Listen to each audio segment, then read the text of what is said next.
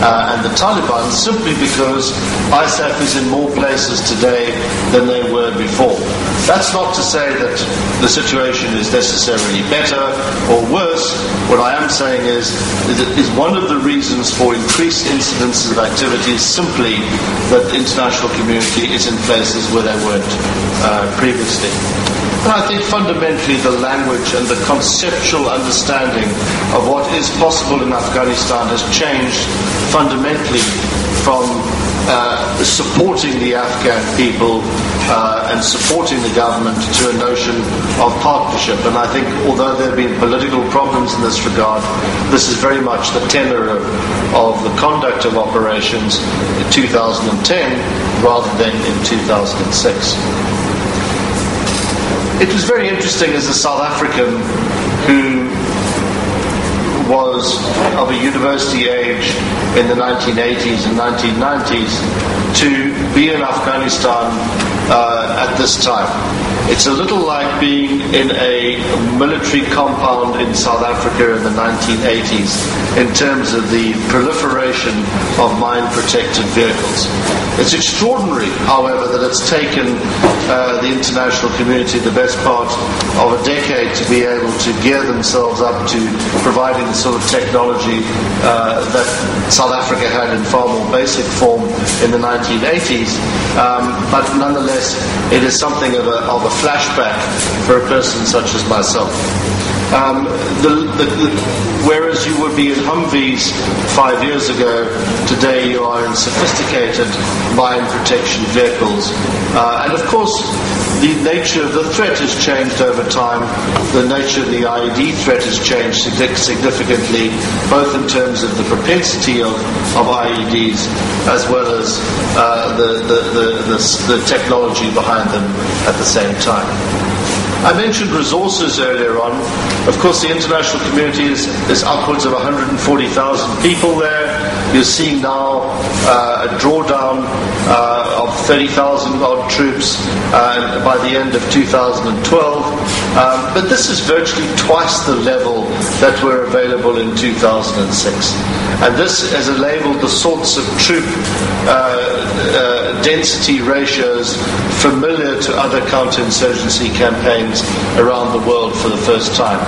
I've already spoken about equipment, but the other very big change, which is the number of Afghan National Army and Afghan National Police Force numbers.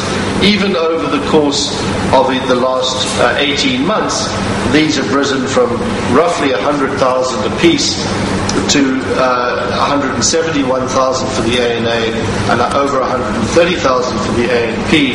And the numbers themselves don't really do it justice, because it's also about quality of folk and about the levels of integration of the ANP and ANA in terms of their activities with ISAF, both at the command and control level, but also in terms of their shouldering of a significant share of the operational load. While by no means perfect, the level of training has also significantly improved. In April last year, about 80% of ANP were estimated to have had little or no formal training. By this time, it's come down to under 30%. So significant advances are being made at long last in terms of upscaling ANA and ANP activity, mindful of the fact that the international community has stated its intention to leave Afghanistan. As I've said, there's much better troop density ratios to around the 20 to 25 coin troops per 1,000 head of the population, which is the accepted norm. Of course, in terms of equipment, as I've already mentioned, whereas one would be driving around in snatched vehicles, which are essentially up-armoured Land Rovers or Humvees 5 years ago, now you're in essentially armoured personnel carriers, strikers, or a whole range of wheeled APCs. With mine protection, IED type equipment, very sophisticated,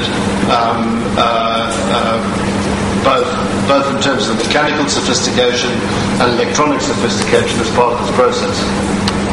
The level of security, of course, remains very high. This is outside the compound. This picture was taken outside the compound of the governor of Kandahar. And of course, this has been the centerpiece of a number of different acts of violence over the last year. The level of security, I think, has remained, the level of insecurity has perhaps remained even higher in these areas than was present in 2006, anecdotally. But as I've already mentioned, one of the significant changes has been the shouldering of responsibility by the ANA. Significant problems remain, not least the fact that this is perceived as a predominantly Tajik force in a Pashto-dominated southern area of the